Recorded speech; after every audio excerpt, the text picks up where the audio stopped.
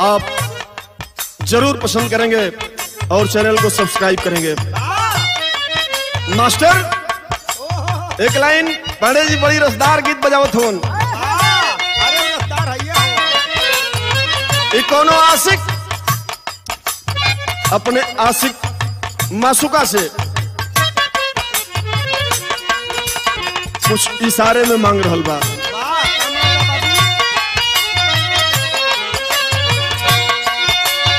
ये गोरिया रे ए गोरिया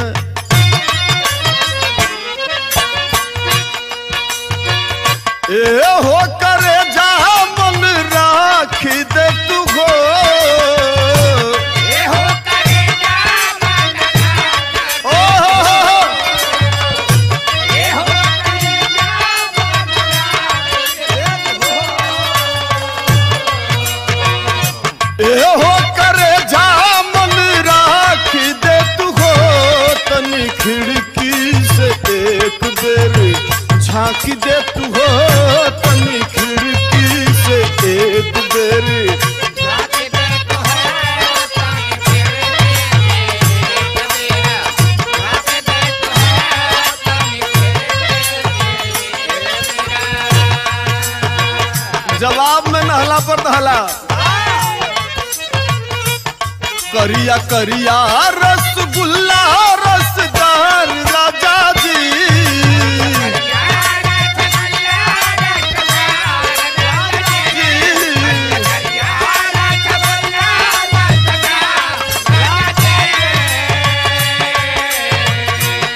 करिया करिया रसगुल्ला रसदार राजा जी हमके करिए सिया दहसला वार राजा जी हमके करिए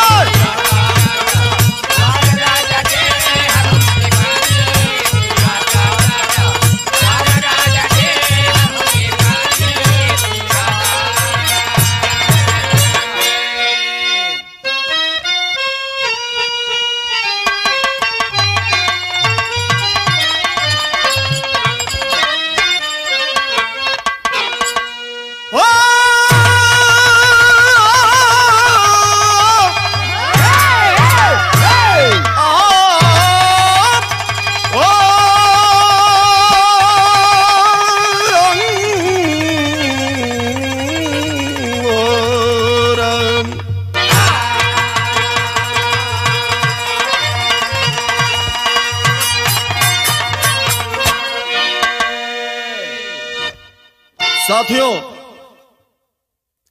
गीत की शुरुआत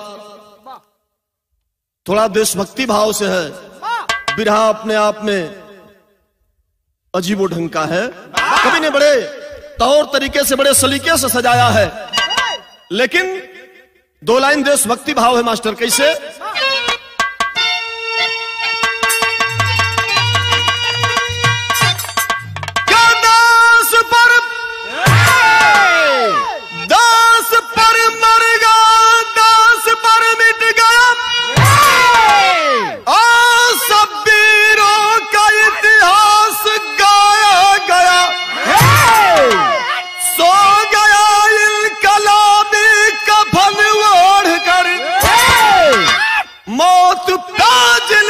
झंडा झुकाया गया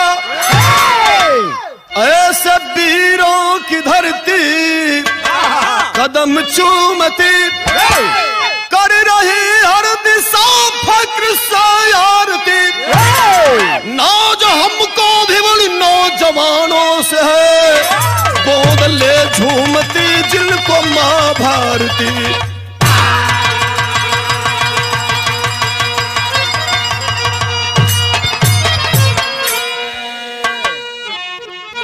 यहाँ एक लाइन भोजपुरी पांडे जी मुखड़ा है। कैसे? कैसन रसिक मिजाज का भाव बा, जरा गौर करेंगे।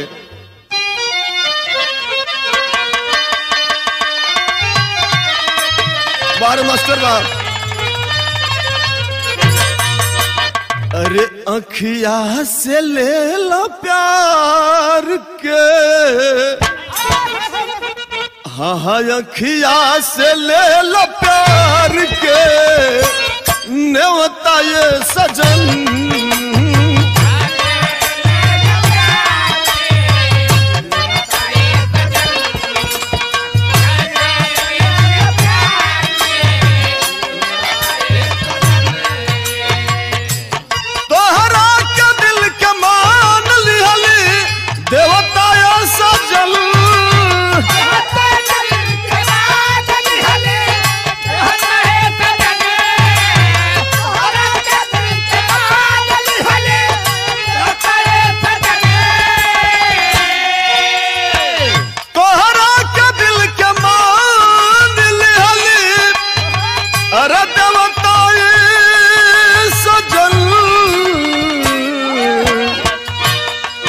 अखिया से ले लो प्यार के न्योता ये सजन।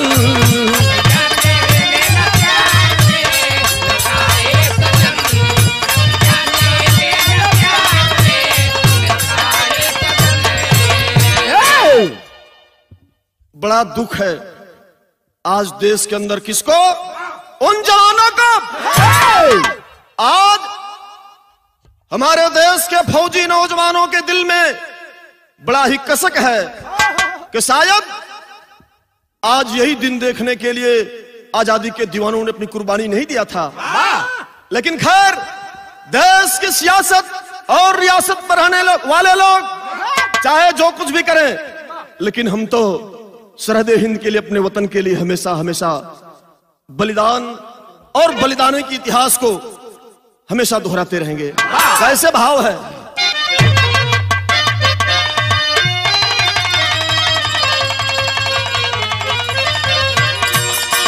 अरे देते रहेंगे सरहद पे, भला देते रहेंगे सरहद पे हम जान वतन। देते रहेंगे सरहद पे हम जान वतन।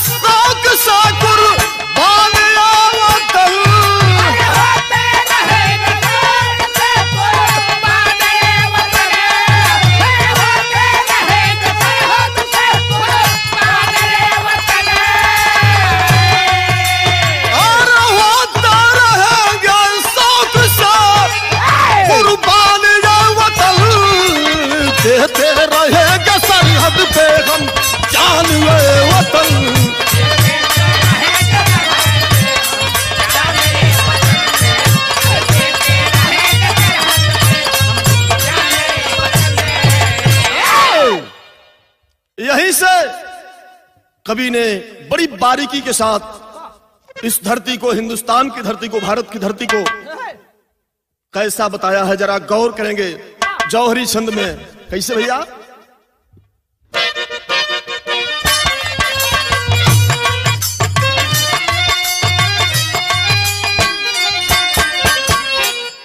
कवि जी ने इस भारत की धरती को कैसा बताया है, जरा गौर करेंगे सुने वाले भैया। गांधी गौतम की धरती सभी पड़ोसी भाई, पर पाकिस्तान के कारण सरहद पर मची लड़ाई। कुर्बान जवानी करके मान दुष्ट का तोड़ा, खूनी बना बेशर्मी उपसाता सदा भगोड़ा। जालौन जिला के अंदर उरई तहसील पुरानी, पहलवान सिंह ठाकुर बेटे की चढ़ी जवान। और मस्तानी उम्र में संजा साथेर के जैसा सीना, चारा सूरज सा दमकर मचला सब देख हसीना।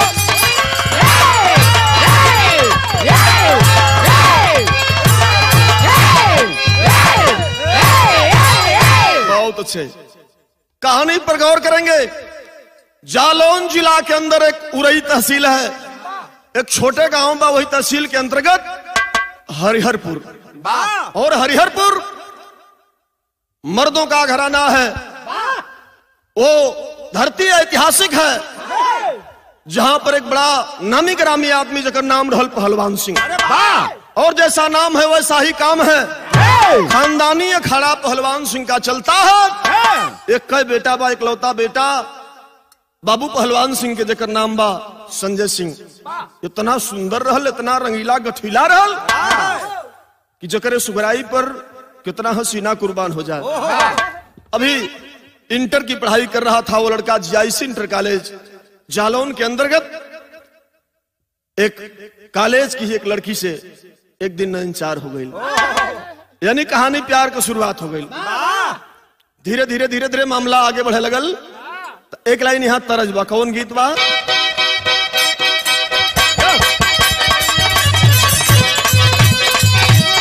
अरे दिया राजा दिया।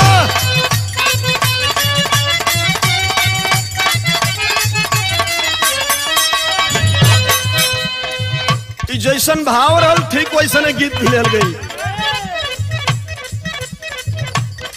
गरम भइल पश्चिम टोली,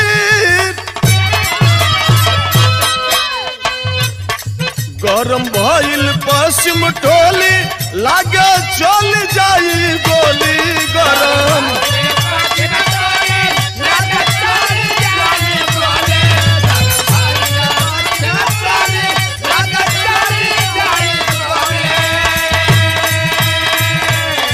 गरम भइल पश्चिम टोली, लागे चल जाई गोली। सब केहू जान गइल हमनी के मुहाला में, सब केहू जान गइल हमनी के मुहाला में। छोटा की धराइल दिया कुंवरा की गाला में।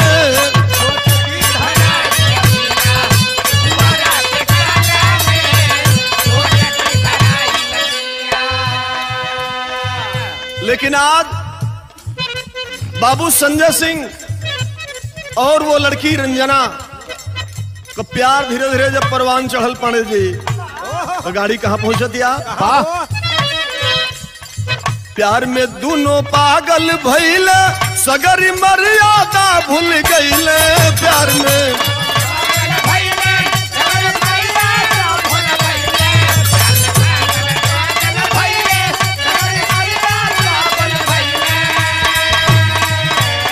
प्यार में दोनों पागल भइला, सगरी मर्यादा भूल गइले। झूमत बाटे प्यार में उमरिया ये बाबू, झूमत बाटे प्यार में उमरिया ये बाबू।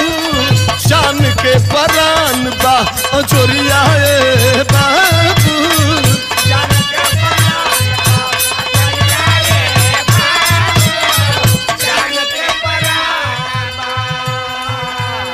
चोरी चोरी चुपके चुपके भेंट दीदार हो रहल बा। एक दिन रंजना कहलस कि ए राजा खाजा खइबो, एंगने कहिया ले मजा लिया। रंजना कहली लेता दुल्हन बनाई,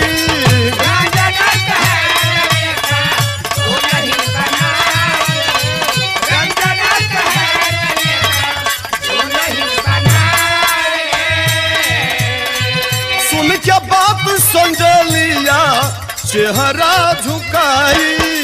उनके बाद संजलिया चेहरा झुकाई, उनके बाद संजलिया चेहरा झुकाई।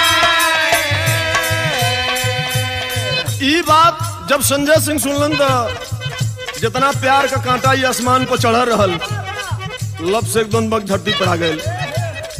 कलश की काहे हो राजा अब निखे निकलागत का करी, देखबू एगो मजबूरी पर। कौन मजबूरी आ गई? आज ले मजा कटला तो कोनो मजबूरी ना रहल, और जब शादी कैले के बात आई तो मजबूरी आ गई। संजय सिंह कहत बड़न कैसे? कह दे कुजात बिरादरिया ए बाबू, कह दे कुजात बिरादरिया ए बाबू, जान के परान बा जोरिया ए बाबू, जान के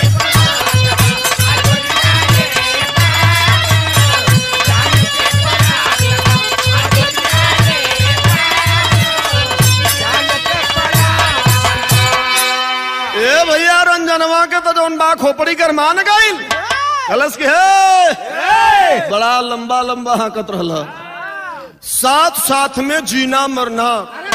अरे वो अटल इरादा कहाँ गया, तुम ही बताओ दिल की धड़कन तेरा वादा कहाँ गया। कुछ बोलत ना बा, चुप्पी साध ले, समझ गई कि अब रास्ता बदलना चाहता है, लेकिन ओकरा मन में भाव बा कि हम संजय सिंह के दुल्हन बन जेती। एगो रास्ता सुझल और कैलस का, पहलवान ठाकुर सिंह सेजा सारी बात बताई है, हमें बना ले बहू पिताजी मन की अर्ज सुनाई है। पहुंच गए हाई कोर्ट में, कलश की बाबूजी हमरा और होखे वाली बहू है एक घराना के, थम आ गया ठाकुर, 2 कौड़ी की छोड़ी और इस घराने की तू बहू बनेगी। मेरा बेटा तेरे साथ मौज मस्ती कर लिया 2 दिन और तू अब लंबी बाजी मारना चाहती है। तो डांट के बोला है, हंसा कसाई रावण जैसा, अरे सोया शेर को जगा दिया, कौड़ी की छौड़ी रंडी हो लात मार के भगा दिया, भग जाओ। अरे जात का तुम्हारा बाप कुम्हार ही तो कुम्हार की बेटी है, और ठाकुर घराने में भीगी बिल्ली की तरह से लौटती है। लेकिन सारा अरमान चकनाचूर हो गई रंजना को। अब पहुंचली घरे, जब अपने बाबूजी के बुजुर्ग आदमी अवन पैर पकड़ के बाबूजी का रंजना रोके को बात कहे लगल। एक लाइन भोजपुरी का उहे गीत बा मास्टर साहब तोरे जमाना वाली,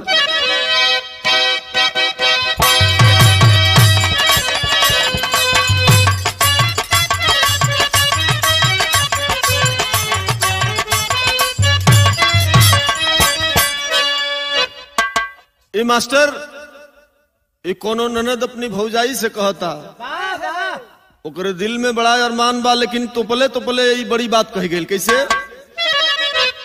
अरे कही दा भौजी भैया जी से, अरे कही दा भौजी भैया जी से,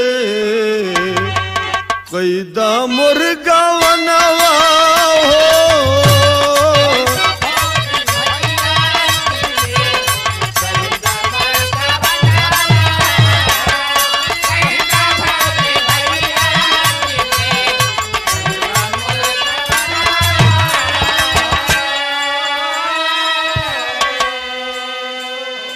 लेकिन ए बाबू रंजना के दिल का सारा सपना चकनाचूर हो गई। रोती बिलकती बाबू पहलवान सिंह के दरवाजे से अपने घर पर जाती है। घर पहुंचल तो वो दिन दिल का सारा भेद खुल गई। बाबूजी के पैर पकड़ के एगो बात कहती है, कैसे, अरे यसुआ बहावत घरवा, भला यसुआ बहावत घरवा, आ गईली मयनवा हो,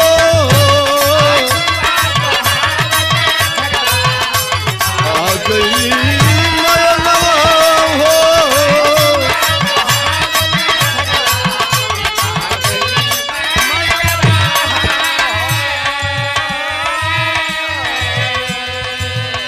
आंसुआ बहावत घरवा, और आ गईली मयनवा हो,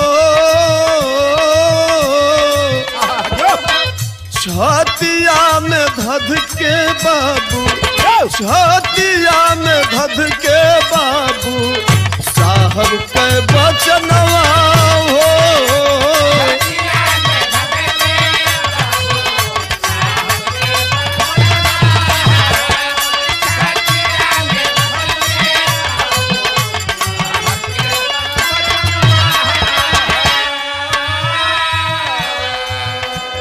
माई बाप के सामने बेटी के गाय को उपमा दिहल जला। बाबू का कलेजा टूट गई, कहलन कि हमारी बेटी हुआ रोवजन बेटी धीरज बाबूजी बनावाले।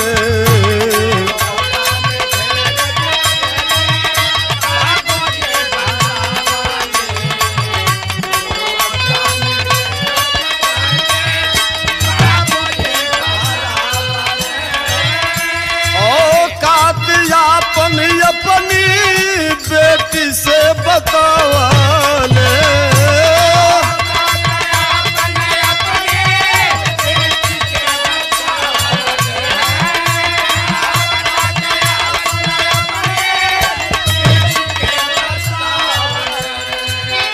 बाबू कलन की बिटिया, अरे मैं हूं न रे, मैं तेरी सगाई कर दूंगा, तेरा हाथ पीला करा दूंगा। तू घबराती क्यों है? अपने घराने में, अपने खून खानदान में तू दुल्हन बन के चली जाएगी। गरीब लोगों के साथ तो ये जमाने से होता आ रहा है। लेकिन इधर पहलवान सिंह का बेटा, मैंने बताया कि बड़ा ही रंगीला और गठीला, सुंदर होनहार नौजवान था, रियाजी आदमी था। उसकी किस्मत भी कुछ अजीब तरफ लेके चल रही है। अरे चढ़ल बा जवानी तर पे बाबू संजा मार दनवा हो। अरे सेना में भर्ती भइले, सेना में भर्ती भइले ठाकुर के ललनवा हो।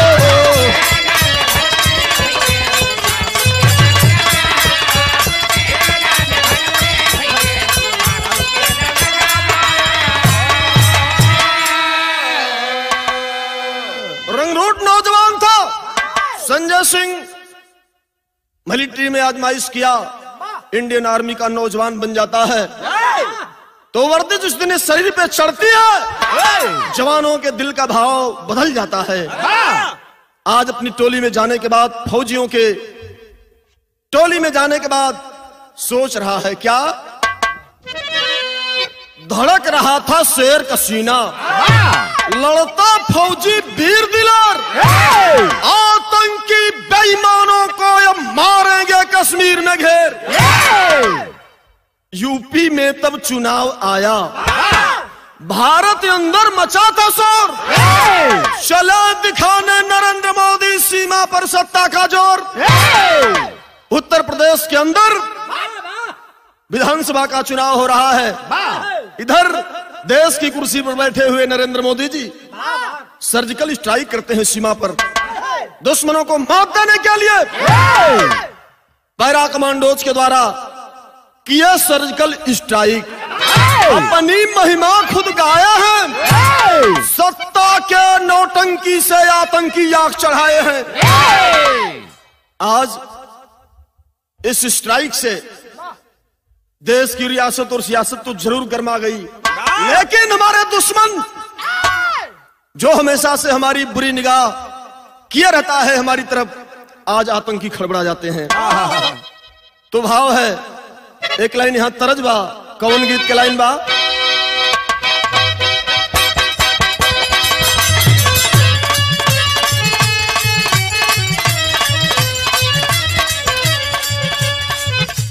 अरे निमिया के डलिया क्या डोलिया बनल बा,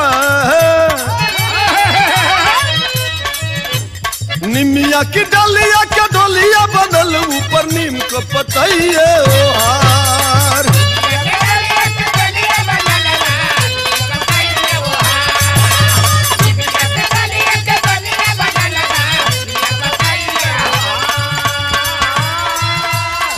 निमिया की डलिया क्या डोलिया बनल, ऊपर नीम का पतइए ओहार। देवा लोक से चला ली भवानी न हो, देवता बनल कार।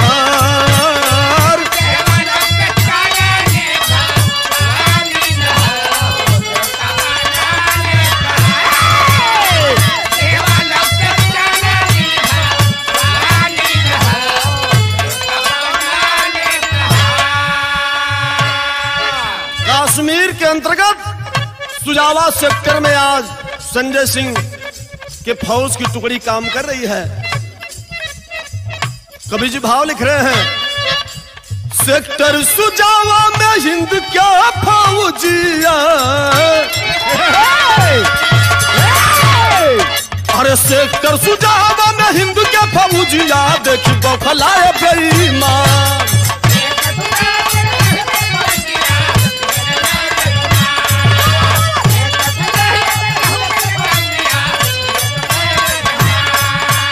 सेक्टर सुजावा में हिंद के फौजिया, देखी बौखलाए बेईमान।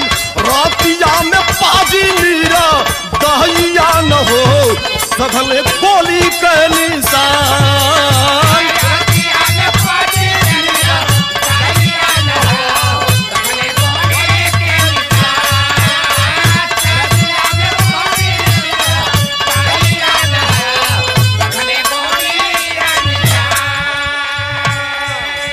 संजय सिंह की टुकड़ी ड्यूटी करके थोड़ा सा आराम कर रही है, लेकिन पहरा पर कौन है?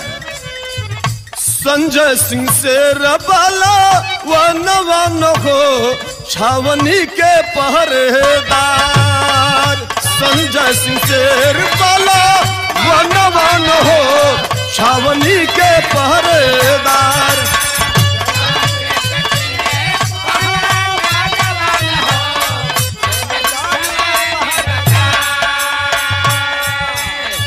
सुतला में पाजी दुश्मनवा न हो, छोले गोली धुआंधार। लेकिन 3 वीर साथ के शहीद हो गई, घायल हुए संजय नौजवान।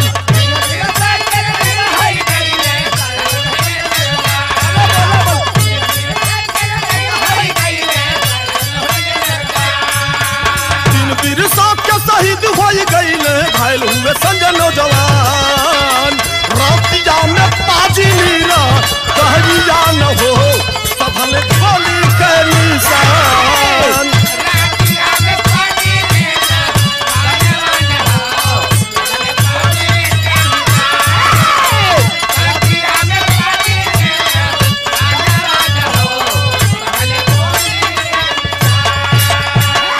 भैया हो, अपने टुकड़ी के जवानों की पहरेदारी ठाकुर पहलवान सिंह का बेटा वही संजय सिंह कर रहा था। बाबू संजय सिंह ड्यूटी पर बड़ी मुस्तैदी से तैनात हवन, लेकिन चोर हमेशा आगे ही सोचता है। आतंकी टुकड़ी के ऊपर अकस्मात फायरिंग करने लगते हैं, और जब हमला कर देते हैं तो संजय सिंह के साथ के 3 सिपाही, 3 फौजी जवान शहीद हो जाते हैं। लेकिन ये जवान भी घायल है और गोली बाजू में बगल में लगी हुई है। सेना के हॉस्पिटल में जब भर्ती हुआ जवान, तो देख करके डॉक्टर भी हाय हाय कर रहा है। अधिकारी जुटे हैं सेना के। भाव कवि जी लिख रहे हैं, घायल संजय सिंह सेना अस्पताल वायर, सेना अस्पताल में डॉक्टर दिहल गोलियां निकाल।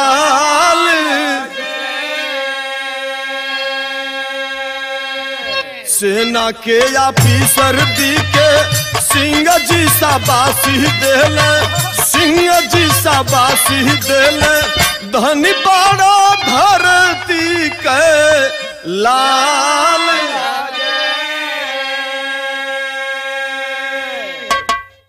बीके सिंह जो सेना के बड़े ऑफिसर हैं, उस फौजी जवान को देखने के लिए जब हॉस्पिटल में पहुंचे हैं, शाबाशी दे रहे हैं कि बहुत बहादुरी के साथ तूने वतन के लिए अपने आप को निछावर करने की सोच रखा था। बहुत बहुत बधाई है तुम्हारे जैसे नौजवानों के बल पे ही तो देश आज टिका हुआ है। लेकिन आज बाबू बीके सिंह एक रिक्वेस्ट करते हैं कि बेटा तुम अभी नौजवान हो, रंगरूट हो, और तुम्हारी शादी शायद नहीं हुई है, यह हमको खबर चली है। अगर तुम तैयार हो तो हमारी एक बेटी है इकलौती, निशा सिंह, और वो बेटी हमारी इंजीनियरिंग कर रही है, और मेरा भी हौसला बुलंद होगा कि मेरा दामाद एक फौजी नौजवान है। मेरी बेटी से रिश्ता मंजूर कर लो। संजय सिंह वो अधिकारी के सामने कैसे स्वीकार कर लिया और शादी होती है। तो ड्यूटी पर ही लेकर के अपनी दुल्हन निशा सिंह को बाबू संजय ड्यूटी पर तैनात हवन। तब सरहद पे लागल संजय ड्यूटी पर जागल बान, ड्यूटी पर जागल बान, दुल्हन क्या थोड़ा बाकी आल।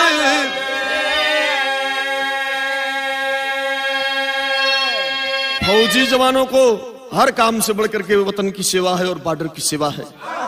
बॉर्डर पर दुल्हन संगे जरूर बा, लेकिन बड़ा कम समय अपने दुल्हन की संगे दे पावन।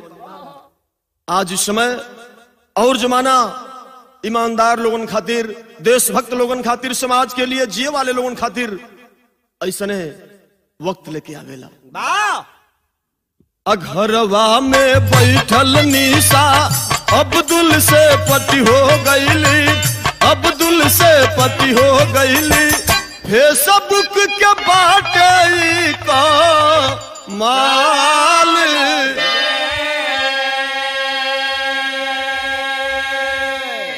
आज नेट की जमाना में भैया केहू की मोबाइल पर केहू चली आवत बा। घर में बैठल बैठल दुल्हन के जीव जब उजिया जा तो टीवी पर हुए मोबाइल में टिक टाक हर वहर फेसबुक चलावल, व्हाट्सएप चलावल, नेट पर कुल मनोरंजन के लिए काम रहल। संजोग से एक दिन फेसबुक पर एक डॉक्टर जिसका नाम अब्दुल अंसारी था, उस्मानिया हॉस्पिटल का हेड ऑफ डिपार्टमेंट, ओकर लिंक एक मोबाइल पर मिल गई। धीरे धीरे बात भइल और जब बात होखे लगल तो ये कहानी धीरे धीरे धीरे धीरे प्यार में तब्दील होखे लगल। और निशा सिंह रिक्वेस्ट करे लगल कि साहब तन एक बार दर्शन हो जात, इतने फोन पर कहिया बतियावल जाई। दिल में बड़ा अरमान बा, जिंदगी धन्य हो जाए, हमहू अकेले बानी, कहियो अगर इजाजत होके इच्छा होके तो हम बुलाई निक मौका देख के। डॉक्टर तो यह चाहते रहल, अरे पूरा दशहरी आम काट। एक लाइन यहाँ गीत बहु है राम दोस्त ताज वाली।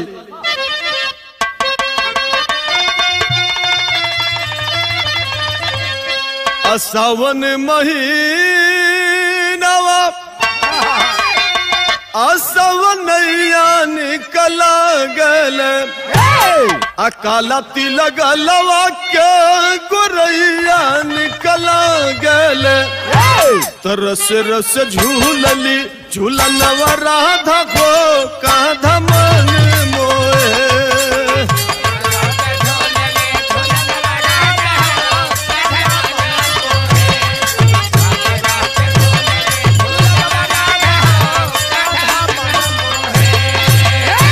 भैया ये जो फर्टिफिकेशन वाला प्यार बा, अपनी मेहरारू से आदमी सोच मुंह बात ना करी। टिंकुआ का मम्मी आई कहीं से तो समय से कम पानी दिहल कर, समय से खाना दिहल कर, सोच बात कर। अरे हमरा जैसा रहल कि तू खप गईलू। और दूसरे की मेहरारू से जब बात करे के होई, हेलो बोलो सोनू, आपकी आवाज जब तक मेरे कान में नहीं जाती है ना, तो खाने में नहीं पहुंचत भाई, न खाना निक लगत बा न पानी निक लगत बा। कहाँ रहलू हम? मोबाइल तो बड़ा देरी से बिजी बतावत बा। निशा सिंह अब्दुल से बतियावत बा फोन पर। कैसे? अब्दुल से निशा मीठी बात बतियावली, घरवा में अपनी यार के बोलावली, तोहरा बिन आवे ना चयनवा राजा को मनवा लागे ना हमार।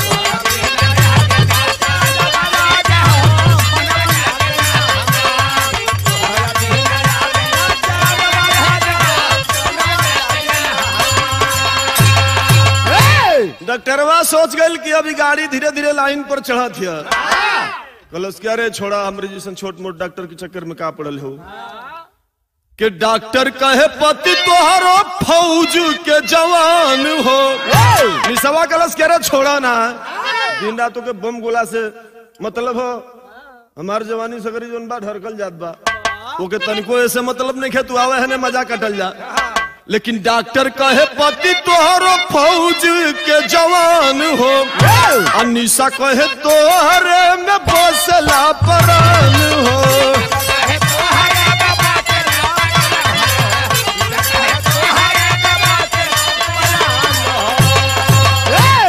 मारल जाई कही के योजनवा राजा हो, मनवा लागे ना हमार। कलश के रे फौजी बड़ा मोटी होला, पता लग दे तो सगरी डॉक्टरी हमार जोन बा की भीतर चल जाई। कलश के रे ओकर दवाई हम न करब, ओकरे चिंता मत रहो, ओके तो जोन बा हम मीठा खिया के मार दे।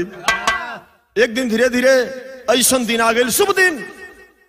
साल भर हो गया फौजी संजय और निशा की शादी हुए। सालगिरह मनावल जात बा, इष्ट मित्र अगल बगल के लोगन के। निशा सिंह कहली की देखे रजा, अरे घरे नहीं जा, बॉर्डर पर ही अगल बगल के 2-4 लोगन के बुला के कम से कम ये दिन तो खुशी से हंसी से मना लिहल जा। सब लोग जब नाश्ता पानी कह के भोजन वगैरह करके चल गिलन, तब जोन बा वो मिलिट्री वाला निकलस घोड़ा दौड़ावे वाली दवाई गिलासी में ढार के कलश की राजा जी आज हमार मन बा कि अपनी अंदाज में हम थोके पियाए। अरे भैया जब अखबारी में पकड़ के लागल चुस्की देवे, नशा में जब ओवरलोड हो गया जवान, तब धीरे से डॉक्टर को फोन करती है कि हेलो, काम तमाम करने का मौका आ गया। तुरंत रात की बेला में वह डॉक्टर हाजिर हो जाता है कमरे पर संजय फौजी के। आज जब हाजिर भयल तो ओ समय का भाव बा घरवा में हेल गई। और जब घर में हेलल तो फौजी जवान तो लुढ़का हुआ है, नशे में है। निसवा को हतिया कि तुहार दुश्मन सामने पड़ल बा, आधा से अधिक काम कम कर देले हैं, बस थोड़ा सा का बात बा, हथियार उठावा अपन तो पूरा कर। सीना पर सवार हो गया अब्दुल अंसारी। डॉक्टर जब फौजी जवान के सीने पे सवार हुआ तब तब हक से अखियां खोल गए। अरे ई का होत बा, सारा नशा टूट गया, लेकिन शरीर काम नहीं करत, उठ नहीं पा रहा है। विदेशिया में भाव बा,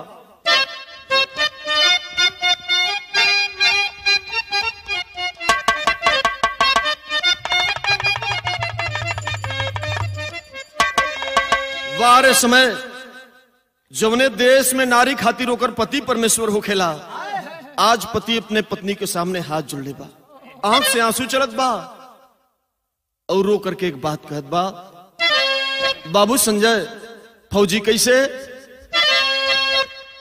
अरे मारी देल रही तू देखे भला दारू में जहरवा काहे करवावेलू हलाल गुजरिया, मरी जई है माई बाबू हमारी मौतिया से बानिए कलवता हम लाल हो गुजरिया। बाबू कंगन में सुना हो जी, जा जब तुम्हारी है इच्छा बा तो तू अपन काम करा, हमके कोनो शिकवा शिकायत नहीं, लेकिन हमर जान बकस कुछ ना शिकायत करब, तुझ नहीं के साथ रहा, लेकिन काहे आज बनल बाड़ू काल हो गुजरिया। अब्दुल चुपचाप देख रहा है, निसवा कुछ बोलत नहीं खे, इधर पति हाथ जोड़ के रिक्वेस्ट कर रहा है, अपनी बात को कहते जा रहा है, लेकिन निशा सिंह एक बार भी जुबान खोल नहीं रही है। इशारा के लिए अब्दुल के लेट मत करो, नहीं तो बात बिगड़ जाएगी। तो अब्दुल से निशा तबला बोला कई सही सारा पापिल, अरे वह चकुआ से गोदत बा चल डाल हो गुजरिया। चाकू से तुरंत वार करना शुरू कर दिया। जब अपनी प्रेमिका का इशारा पौलुस जोर से फौजी चिल्लायल, बगल में ही रोड है, एक चौकीदार पहरा दे रहा था, घूम रहा था रात की बेला में, और जब कान में आवाज गई तो शोर मचौले, सगल बल के लोग दौड़लन। डॉक्टरवा जान गए कि अब तो मामला फंसी, तुरंत पिछले वाले गेट से भागल, और जब भाग चलल सेना के हॉस्पिटल में तुरंत उस जवान को ले जाया गया, लेकिन डॉक्टरों ने रेफर कर दिया अल्मोड़ा सेंट्रल हॉस्पिटल, फौजियों के हॉस्पिटल में। आज जब वहां पहुंचलन बाबू संजय हो, तो डॉक्टर देख करके मायूस हुआ कि आखिर मैं करूं तो क्या करूं। वास्तव में किसी माँ बाप का ये होनहार बेटा है, लेकिन जकर बेटा हो ओकर तो दिया लगत है बुझा जी। डॉक्टर का दिमाग काम नहीं कर रहा है कि मैं कैसे आखिर में करूं तो क्या करूं। पछतावा है उसकी सुंदरता पर, उसकी वीरता की कहानी को सुनकर के। कैसे डॉक्टर सोचत बा,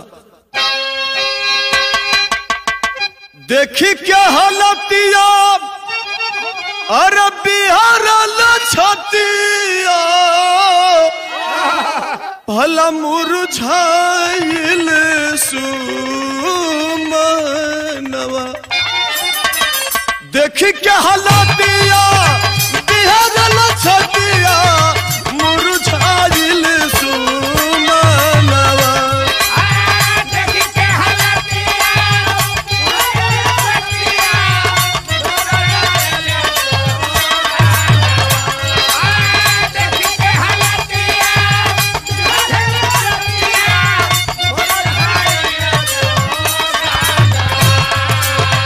देखी क्या हालतिया बिहार छतिया मुरझाइल सुमनवा, अरे डॉक्टर कहले बची न जनवा गिरल बहुत खूनवा, अरे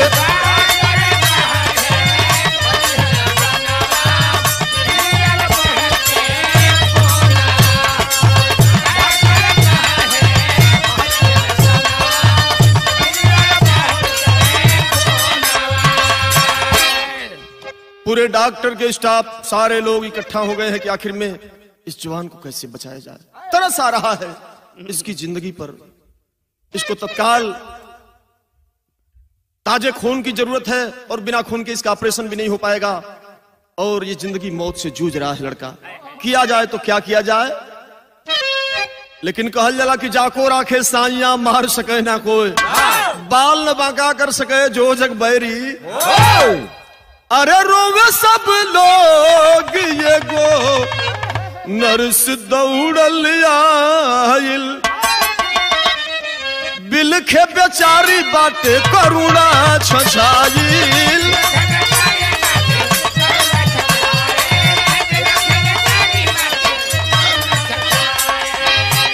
कलश साहब, आखिर में हम तो एक समाज के सेवक हैं, हमको भगवान का दूसरा रूप कहा जाता है, तो लीजिए जितनी मर्जी हो। बड़ी ऊंची बात, उतनी बड़ी भीड़ में वो लड़की उसी डॉक्टर की स्टाफ एक नर्स कर रही है। क्या कर रही है, हमारी बदनिया में चोरी लाया साहब देश की हो कारनावा, देश की हो कारनावा।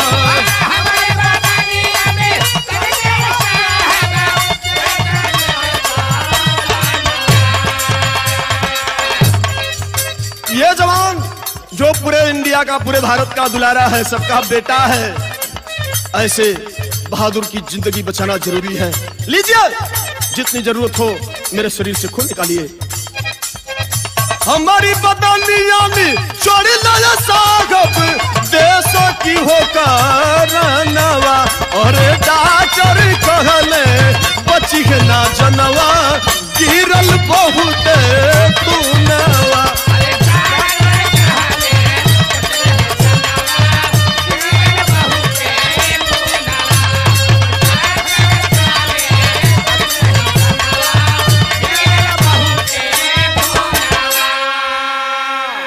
तुरंत कार्यक्रम शुरू हुआ, ऑपरेशन सफल हो गया। धीरे धीरे धीरे धीरे होश में आने में, होश संभालने में उस जवान को कितने दिन? पूरे 5 दिन लग गए।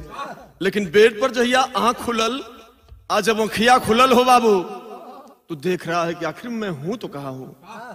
डॉक्टर ड्यूटी पे आते हैं और जो ही आंख खुलती है तुरंत स्टाफ के लोग डॉक्टर साहब को खबर देते हैं कि जवान होश में आ गया।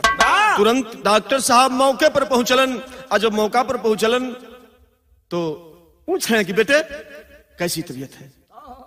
बोला कि तबीयत तो साहब ठीक है, लेकिन हम हो ही कहवा, कौना जगह है हम ही जानल चाहते हैं। हम ठीक भैली तो ठीक कैसे भैली? ई तो होश आवत बा कि हमार ई हालत में पहुंचावे वाला हमार धर्म पत्नी हमार दुल्हन बा। ई तो हमके होश आवत है थोड़ा थोड़ा, लेकिन ई हवा कैसे नहीं कहा है। एक ही बात तेने बताई, बेटा छोड़ दे सारी बात। अरे तू बच गया, तू बड़े भाग्यशाली है, क्योंकि पूरे देश का दुलारा है, सबकी दुआ लग गई तुझे। और जानते हो इसी हॉस्पिटल की रहने वाली हमारी स्टाफ है, बिल्कुल एक नई नवेली लड़की है, उसी ने तुमको जीवन दान दिया है। साहब जरा उस देवी को मेरे सामने बुलाइए, मैं थोड़ा देखना चाहता हूं कि वो कौन सी देवी है जिसने हमारी जिंदगी के लिए दुआ कर दिया। वो जवान कह रहा है, क्या कह रहा है? कहा वो भवनिया बदस की जोगिनिया, अरे कहा वो भवनिया बदस की जोगिनिया, दिहली जीवन दानावा।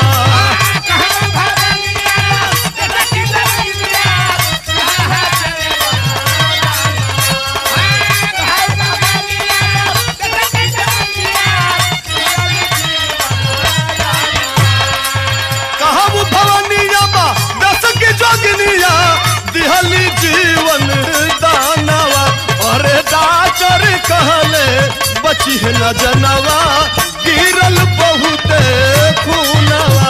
अरे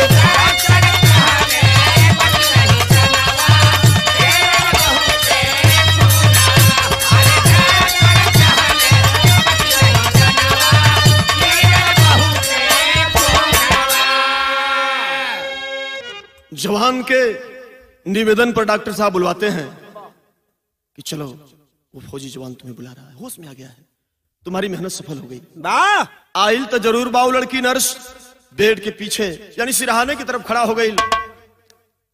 डॉक्टर साहब कहते हैं कि जाओ सामने जाओ, तुम्हें देखना चाहता है वो लड़का। लेकिन डॉक्टर साहब को बतिया सुन के वो नर्स का चेहरा नीचे झुक गई और एक आवाज देत बकवन तेरी में कहना बा,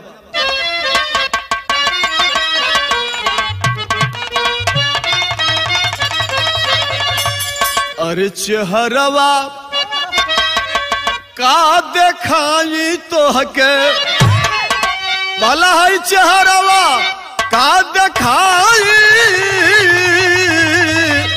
ओहो चेहरवा का देखाई तो हके, अरे नफरत होई हृदय में देखती परछाई।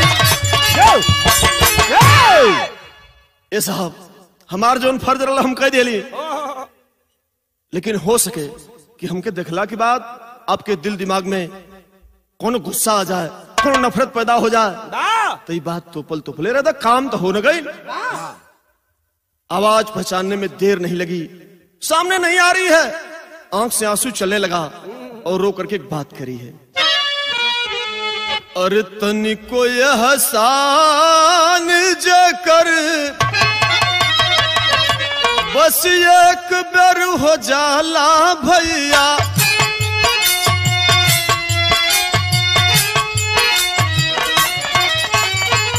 जिंदगी भर आदमी हो जाला कर्जदार, तनवाई मनवा गमता सागरी लुटाई हो दिहली।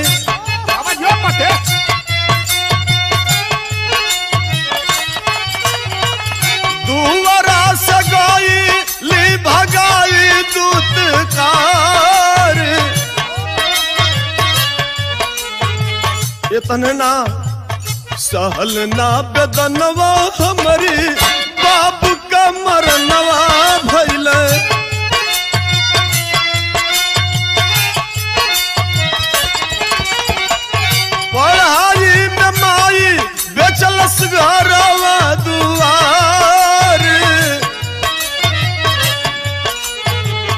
देवी जैसन हमार माही कदुआ हमके लग गई। सैनिक अस्पतालवा में नर्स बन गईली साहेब।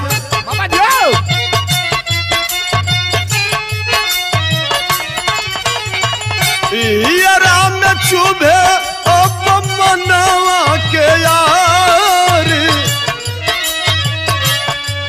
साहब हम इतना छोट बिरादरी कहें, इतना हम नीच समझे जाए वाला जात कहें कि हम सामने कैसे आ सकीला। बानी हम गरीब जात कैसे का समनवा आई।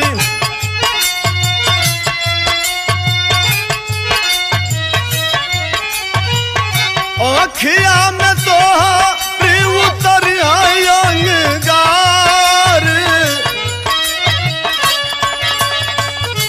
एक तरफ बाबू संजय सिंह के पूरे परिवार के लोग हैं, बाबू पहलवान सिंह सामने बैठे हैं, शर्म से चेहरा नीचे झुक गया है।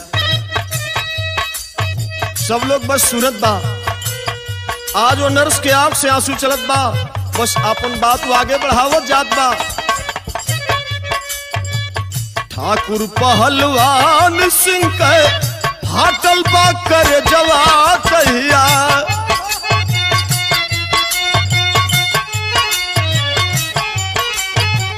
माफ कही द बेटी बात गलती हमार। बेटी बस करो, बहुत हो गया, क्षमा कर दो। अगर थोड़ा भी हमारे अन्याय को क्षमा करने की दिल में तुम्हारी जगह हो तो क्षमा कर दो। हम अपनी गलती के लिए माफी मांगते हैं कि तुम्हारी जैसी देवी को पाकर के आज मेरा बेटा बच गया, नहीं तो मेरे कुल खानदान का दीपक बुझ गया होता।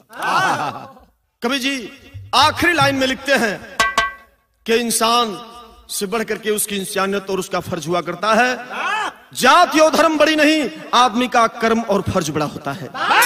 ललकार करके फिर एक बात सिंघनी की तरफ से, जब ठाकुर पहलवान सिंह जया लात मार के भगोले रहलन, सिंघनी की तरफ से दहाड़ रही है। कैसे? आखिरी लाइन में भाव है,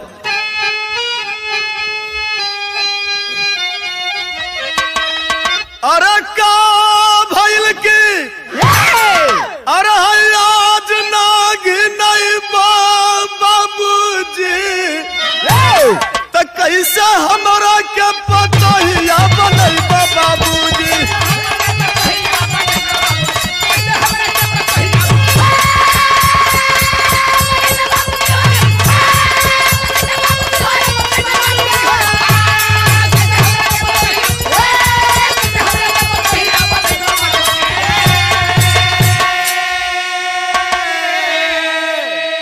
संजय कहे माफ कर हमरो नदानी, अरे जीवन भर याद रही तोरा कुर्बानी।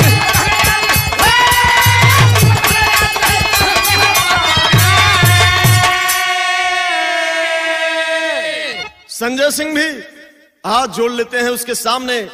यही है इंसानियत और मानवता, जिसके सामने ये सारा का सारा समाज नतमस्तक हो जाता है। मित्रों, इसलिए कभी मानवता और फर्ज को दिल दिमाग से हटाना नहीं, आगे रख करके इंसान को काम करना चाहिए। तब ऊंच घराना हाय मस्तक का झुकई बाबूजी, कैसे हमारा के पतो ही आप बनई बाबू।